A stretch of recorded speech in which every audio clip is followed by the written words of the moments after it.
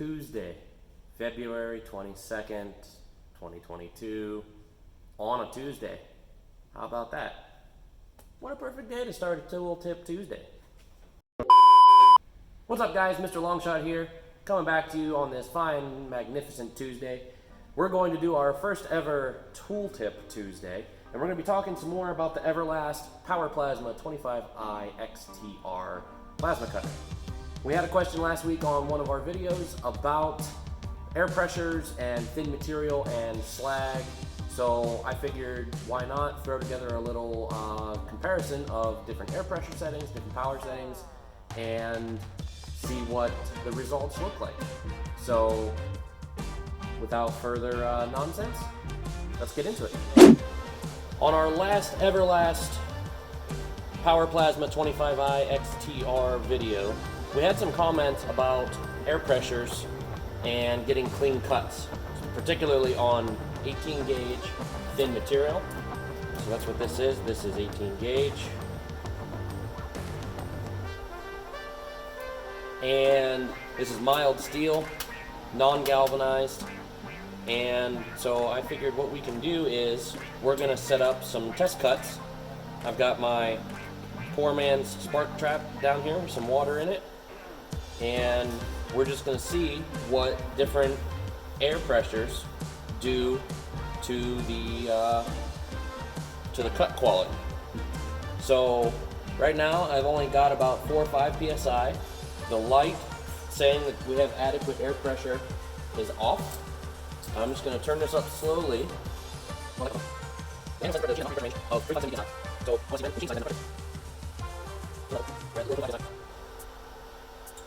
Right there. So right around 30, 33 or so is when the light came on. So, yeah, you got, that's 25. Yep. Okay. So that's where we're going to make our first cut. We've got the power turned all the way down. 10 to 15 amps, cuts up to 16 gauge. So I've set it all the way down to 10. We've got the minimum air pressure, which is, let's see if the light stays on at 30 psi. Okay, so our non-flowing pressure, our base pressure, is at 30. The light is on. So let's do some lines here. Go 35, 45, 40, 45, 50, 55, 60, 65, 70, 75. Alright, now I know you guys are looking at that upside down, but it doesn't matter. My handwriting doesn't look any better the right way up.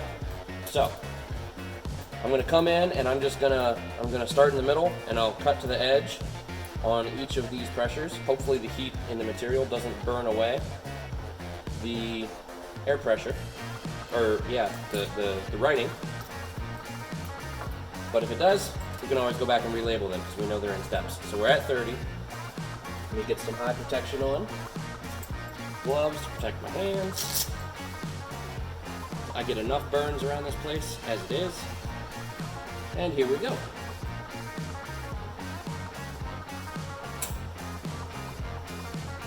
Okay, so even though the light was on when we started, we can see that when I tried to pull the trigger, we went down under 25 psi and the light went off. So let's go up till our static pressure says 35. There's 30. Light just came on, 35. Alright, and then that's 40, 45, 50. Yep, so we're at 35 psi base pressure.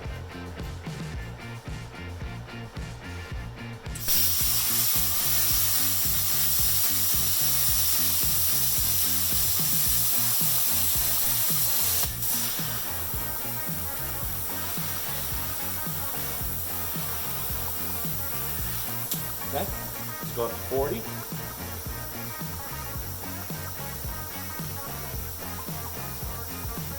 Actually, that's 35 running. So I'll cut the 30 line with the 35 running pressure, which is, well, that's about 40 static. So we'll just keep going this way.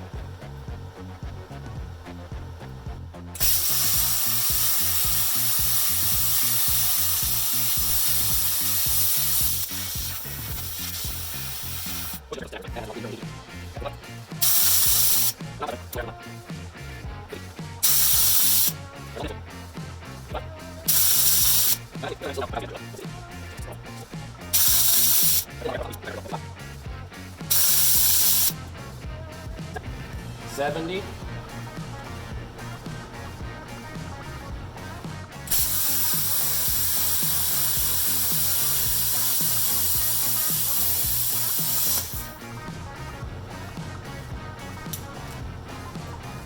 And 75. 5 psi over what the machine says it wants. But with the trigger pulled, it'll probably drop down to about 70. So we'll go one more cut after this at 80 static.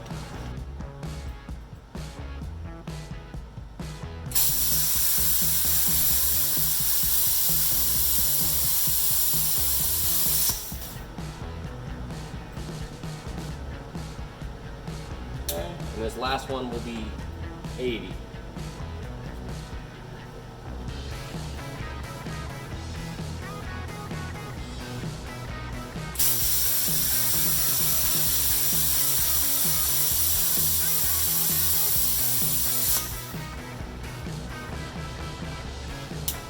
And why not? Let's overpressure the machine. We'll go up to 90.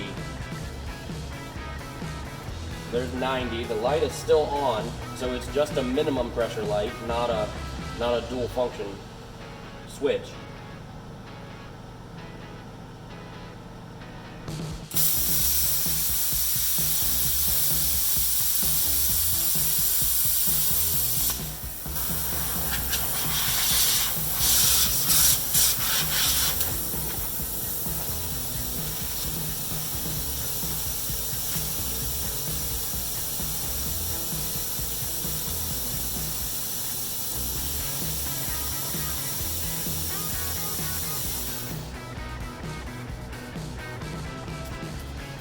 Okay, so at 30 psi on the gauge, we pulled the trigger and it dropped below minimum pressure and cut off the machine. So we got no cut at 30. At 35, we got this and the cuts. I'll bring you in closer for a better look, but the cuts get narrower as the pressure increases, just a little bit. And then we'll flip this over and we'll look at the other side and all that stuff, but I'll have to bring you in closer for that. Alright, so here we've got our 18 gauge workpiece and all of our pressure cuts.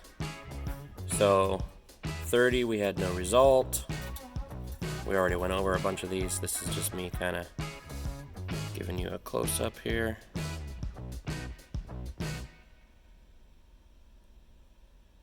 Okay, and then we'll flip her over.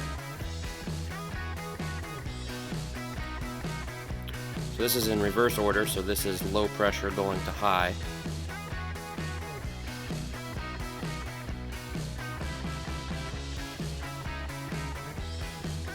And we can see, I think the least amount of slag, and this is actually slag, it's on there pretty good.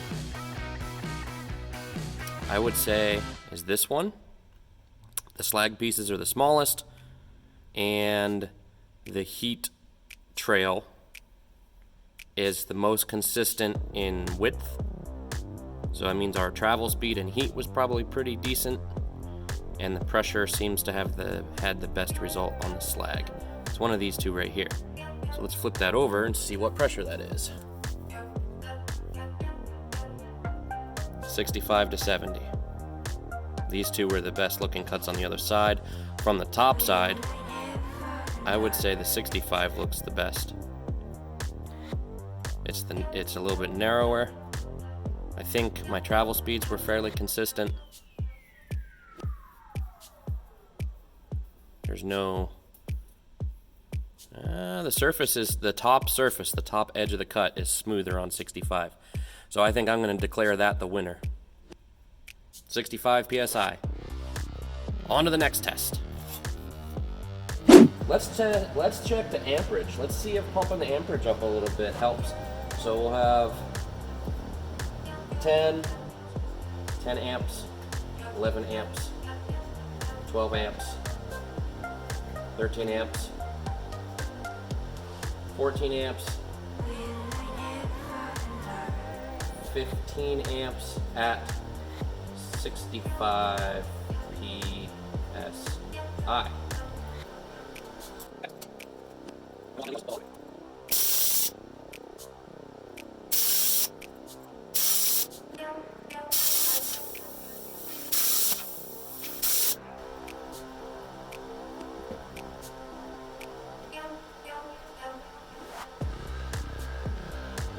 Alright, we haven't burned through the water pan yet, so we're still good to keep going. Alright, so that was 10 to 15 amps. I'm trying to adjust my travel speed based on the way the spark pattern looks. So if I'm getting a lot of splashing across the top, I slow down a little bit. If I don't get any splashing across the top, I speed up a little bit. So I'm just kind of trying to go at the pace that the cut wants. And we'll bring you in close and we'll look at these real quick. Alright, so on this test, we did 10 amps to 15. And we left our air pressure at 65. I changed my travel speed. I kind of just went with what the machine wanted as far as looking at the arc. I think I talked about that already. I would have to say, of all of these, I think 12 is the best. Let's see what the other side looks like. So again, this is reverse order. 10 to 15. Still making some decent slag. But I think as far as thickness and consistency of cut, 11 to 12 looks the best to me. Alright, on to the next test. So now we saw about 12 to 13 amps was the best cut quality we got at 65 PSI. So we're going to leave the power at 12, the pressure at 65, and I'm going to try 4 different travel speeds. I'm going to go really slow, about as fast as we went before, a bit faster, and then I'm just going to yank it through the material as quick as I can, more or less. And we'll do 4 passes that way at the same power setting. So it'll be 12 and 65. Let me actually, consistency makes for good testing. 1, 2, 3, 4. 12 amps, 65 PSI. Alright, so slow, medium, fast, super speed.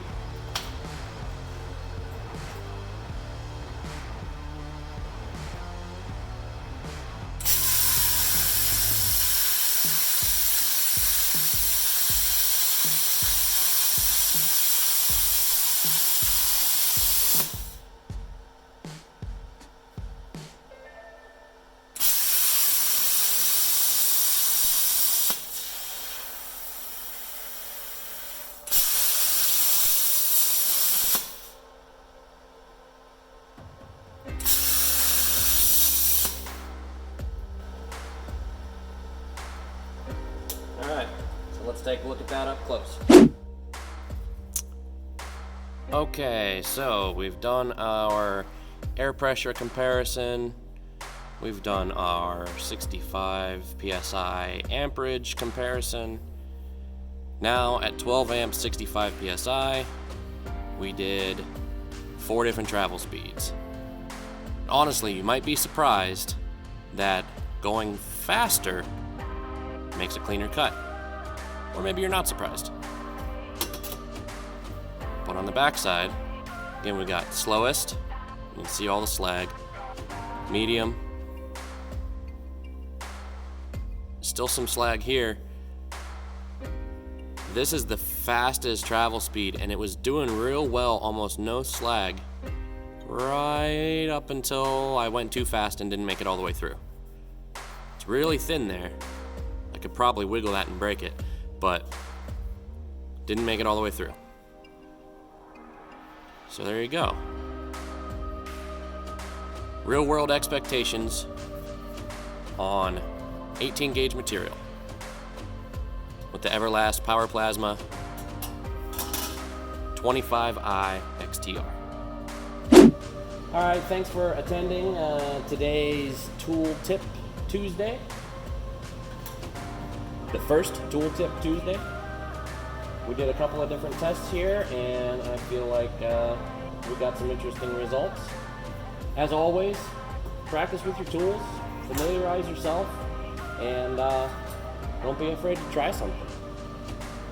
Have a great day.